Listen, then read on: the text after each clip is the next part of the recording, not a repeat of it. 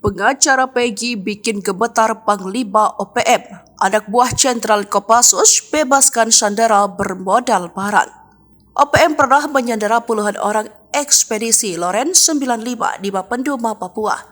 NKRI lantas menerjunkan pasukan Kopassus TNI dalam operasi pembebasan sandera yang dikenal dengan nama Operasi Mapenduma.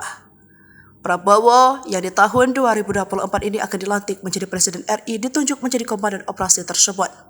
Satu dari sekian pasukan yang ditugaskan Danjen Kopassus tersebut diketahui bernama Mukhtar Effendi. Puluhan tahun setelah operasi Mapenduma, Mukhtar kembali jadi sorotan di tahun 2024 ini. Sebab ia ikut serta membebaskan seorang tersangka kasus pembunuhan Vina Cirebon. Mengenai masa lalu Mukhtar saat aktif menjadi TNI memang cukup mengerikan. Kehebatan pasukan Prabowo membebaskan sandera operasi Mapenduma diakui sendiri oleh salah satu Panglima OPM, Endianus Kogoya. Sebab katanya pasukan Prabowo kala itu beraksi hanya dengan bermodalkan parang. Sebelum di Mapenduma, ia pernah ditugaskan di Timor Timur. Saat itu dia di bawah pimpinan Komandan Peleton, Tandio Budi Revita.